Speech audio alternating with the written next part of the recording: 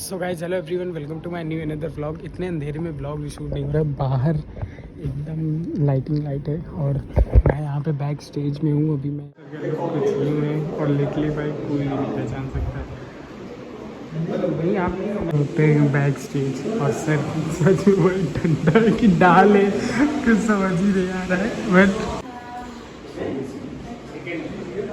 तो ऐसा लोग एंड लेकिन कोई भी नहीं पहचान पा रहा है। जाते हैं यहाँ पे। आदाब, नमस्कार। एडिपस नाटक को खेलना अपने आप में बहुत बड़ा चैलेंज है।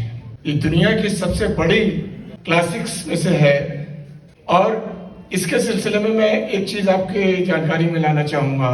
हमारे मैथोलॉजी में कॉन्सेप्ट है कर्म प्रधान, यानी हम कर्म के द्वारा अपना भाग्य बदल सकते हैं। लेकिन ग्रीक माइथोलॉजी में जो उनका कॉन्सेप्ट है उसमें भाग्य प्रधान है कि भाग्य में जो लिखा है उससे आप कुछ भी करके चेंज नहीं कर सकते। ये बेसिक डिफरेंस है।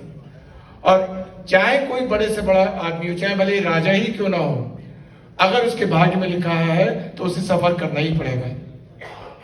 और इस नाटक में बहुत से रंग हैं, बहुत तरह के कैरेक्टर्स हैं, बहुत ही दुनिया भर में इसके हजारों लाखों शोज हो चुके हैं डिफरेंट लैंग्वेजेस में। ये प्ले उठाना अपने आप में बड़ी हिम्मत का काम है खुद। और मैं इसके लिए पूरी टीम को बहुत बहुत मुबारकबाद देना चाहूंगा कि इस प्ले को वो लोग कर रहे हैं। मेरी शुभकामनाएं उनके साथ हैं। धन्यवाद। बल्कि अपनी अकल से उन पहेलियों का हल करिया और तुम हम ही से छुटकारा हासिल करना चाहते हो ताकि शहंशाह किरियान के बहुत में खास कहला सको। लेकिन तुम्हें और इस साजिश के सरबराह को पछताना पड़ेगा। काश काश के तुम्हारी आंखें न होती तो हमारी सदा तुम्हें हालत की तस्वीर से रोशनार करती।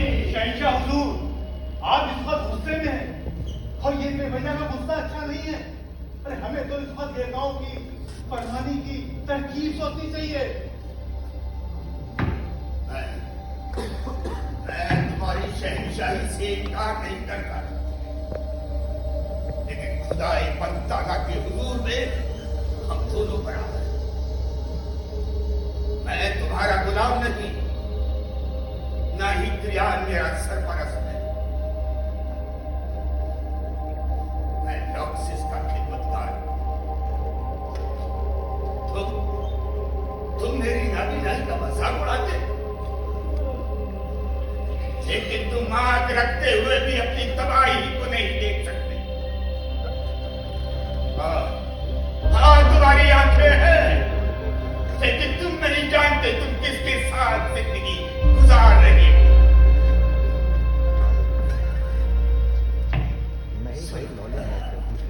मैं तुम्हें बताता हूं, तुम गुनाहगार हो। तुम्हारे माँ बाप की बद्दुआएं तुम्हारी तलवार की तरह काम कर रही है।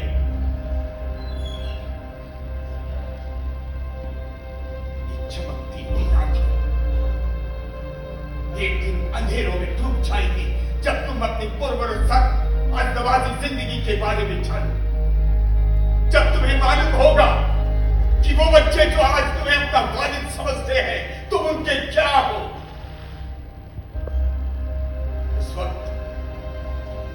उस वक्त तुम चीखोगे, चिल्लाओगे, लेकिन वो तुम्हारी आवाज नहीं सुनेगी। आज तुम उस तकलीफ का अंदाजा भी नहीं कर सकते। तुम मुझ पर किरियान पर इल्जाम लगाते, लेकिन याद रखो एक दिन तुम तबाही और बर्बादी की हमी गहराइयों में जा गिरोगे। आबिद निकलेगा और अपने ही बाप का कातिल होगा। जाओ जाओ और जाकर मुझे झूठा साबित करो, उसके बाद मुझे अंधा कहना।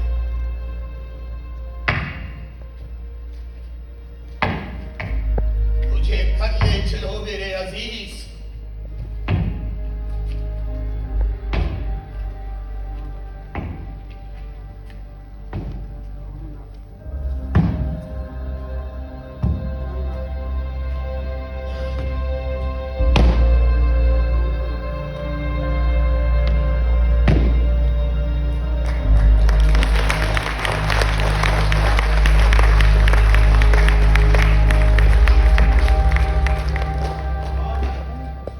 अपने मुंह से कातिल की ये लानतें बरसी। कौन है वो शख्स तूफानी घोड़े पर सवार होकर इस जगह से चला जाए?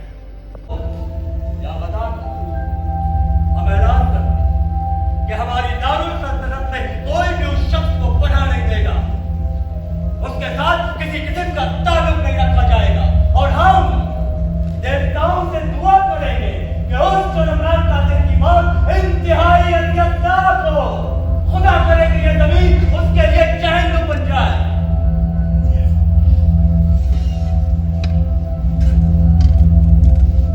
हम हैरान हैं कि शहंशाह की मौत की जैसे तफ्तीश अहम मसले कैसे नजरअंदाज किया। खैर, अब उनकी जगह पर हम, उनकी बीवी हमारी शरीक हयात, अब हम राय से कातिल की तलाश अपने वालिद मोहतरम की तलाश समझ कर। शहंशाह हुजूर, गुस्ताखी माफ हो। मैं आपको ये बात बता देना चाहता हूँ कि मैं वो शख्स नहीं हूँ जिसको आपने बद्दुआएं दी थी, और न ही मैं ऐसे किसी भी शख्स को जानता हूँ। तो ये सवाल फीबस से पूछा गया, तो यकीनन वही हमें कातिल का नाम बता सकेंगे। हम मानते हैं, लेकिन हम देवताओं को अपनी मर्जी के मुताबिक बोलने पर मजबूर नहीं कर सकते। कुछ अर्ज करना चाहता हूँ हुजूर। बिला खौफ खतर नहीं। ज़ार टेरेसियस फीबस के करीब है। मेरे ख्याल में इस तलाश में वो हमारी मदद कर सकते हैं। हमने इस बात को नजरअंदाज नहीं किया। गिरियाओं के मशवरे पर हमने उसको 2 बार बुलावा भेजा, लेकिन हम हैरान हैं कि वो अभी तक आई क्यों नहीं।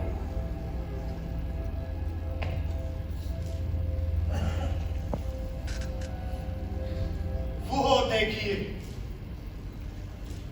वो देखिए।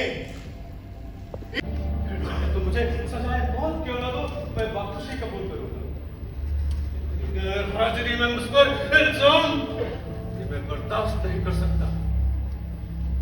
एक बेगुनाह इंसान को मुजरिम समझना और एक बुरे इंसान को अच्छा समझना संगीन जुर्म है। वफादार दोस्त को दुत्कारना अपनी जिंदगी को दुत्कारने के बराबर है। वक्त ही बताएगा सच्चाई क्या है और मुजरिम कौन है। लेकिन हम एक साजिश के मकबूल इरादों की तामीर उसे आजाद नहीं छोड़ेंगे। आखिर तुम चाहते क्या? मुझे सीधा वतन करोगे? नहीं तो मैं सजाए मौत दी जाएगी। लेकिन मेरा जुर्म हम जानते हैं तो मुझे अपनी नजरों में, मेरी नजरों में नहीं। तुम साजिश तुम गलती पर हो। नहीं, हम सही रास्ते पर। और अगर तुम गलती पर हुए तो शहंशाह को बलाल हुकूमत कर। शहंशाह को हुकूमत करने का कोई हक नहीं। सुनो मेरे थीफ के लफ्ज़ सुनो, इसकी बकवास सुनो। क्या ये मेरा शहर नहीं? आप लोग झगड़ क्यों रहे हैं? आपको इस बात का एहसास है कि इस वक्त किसी मुसीबत में है और आप अपने जाके झगड़ों में उलझे हुए हैं। मेरे सरताज, आप अंदर जाए। हिड़ी बस तुम भी जाओ। क्यों छोटी सी बात का बतंगड़ बना रहे हो? ये छोटी सी बात नहीं है बहन। तुम्हारा शौहर ईडिपस मौत दे रहा है। जिसने हमारे खिलाफ साजिश की है। अगर मैंने ऐसा कुछ भी किया तो देवता कसम मुझे जिंदगी भर चैन नसीब न हो। मान भी जाओ, खुदा के लिए मान जाओ, इसकी कसम पर यकीन करो। कैसे यकीन करने के लिए मुश्किल नहीं है। लेकिन इसने आज तक आपके सामने झूठ नहीं बोला और फिर देवता कसम भी तो मान लो। खुदा के लिए मान जाओ, मेरे लिए मान जाओ। बताते खुद वो बच्चा बल्का आलिया ने तुम्हारे सुपुर्द किया था। जी किस इरादे से? उसको कत्ल मौत पर। जी उनका कहना था इस बच्चे पर बद्दुआ पुकार सके।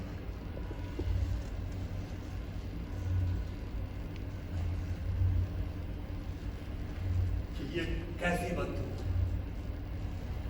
ये कि वो बड़ा होगा अपने वालिद का कत्ल करेगा। क्या वो बच्चा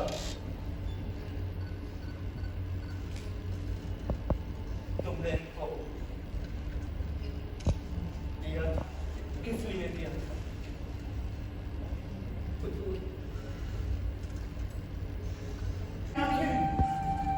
ये तुमने क्या किया एडिपस?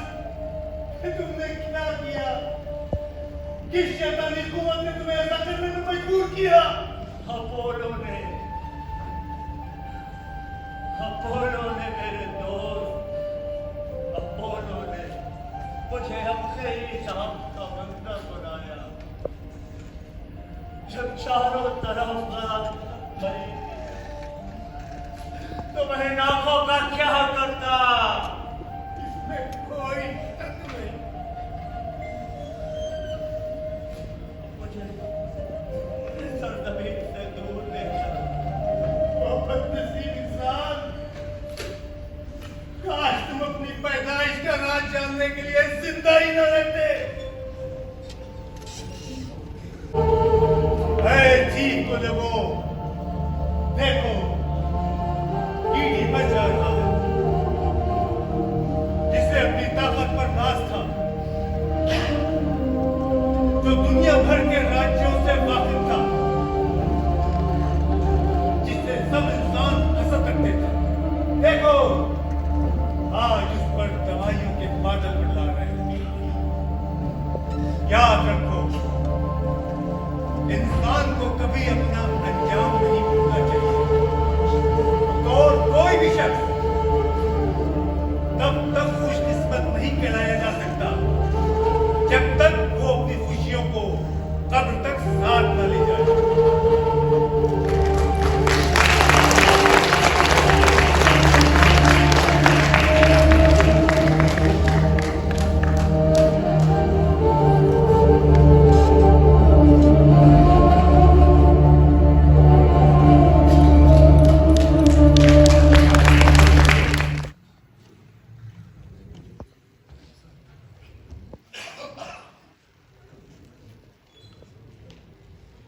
इतनी खूबसूरत प्रस्तुति के बाद मैं क्या कहूँ, मैं तो सिर्फ देख रहा था। एज डायरेक्टर और एज प्रोड्यूसर मैं जानता हूँ कि नाटक करना कितना मुश्किल है, और वो भी आजकल के ज़माने में। आजकल के ज़माने में मैं इसलिए कह रहा हूँ कि यहाँ हॉल कितनी किल्लत हो गई है। आप छोटी छोटी एक मैं मुसीबत की बात बता रहा हूँ आपको। ऑडिटोरियम रखने में कोई अवेलेबल नहीं है। हमारा कलाकार संघ भी इसके लिए कुछ नहीं कर रहा है। यहाँ पे ऑडिटोरियम के नाम पे सिर्फ एक ये हॉल अवेलेबल है, वो भी बड़ी मुश्किल से मिलता है। और ट्रेजेडी जानते हैं क्या हुआ? इन्होंने इतना महंगा हॉल, रेट से बढ़ गए, फैसिलिटीज गायब, और इतना महंगा हॉल ये बुक कराया। और ट्रेजेडी क्या हुई कि आज गेस्टेड हॉलिडे पड़ गया, और गेस्टेड हॉलिडे पड़ने की वजह से इनको 10,000 रुपए एक्स्ट्रा पे करने पड़े छुट्टी के दिन प्ले करने के। इस तरह की मुसीबतें आती हैं। ये तो एक मुसीबत की बात मैंने की है। जो मेन कैरेक्टर एक दूसरा कर रहा था इडिपस का, वो तैयारी पूरी कर चुका था, और कुछ दिन पहले उसके घर में कुछ प्रॉब्लम्स आ गई, फैमिली प्रॉब्लम्स, कुछ हेल्थ के लेकर के, और उसको ना चाहते हुए भी छोड़ना पड़ा ये। और इतने कम समय में यूसुफ जी ने जो ये तैयार किया है,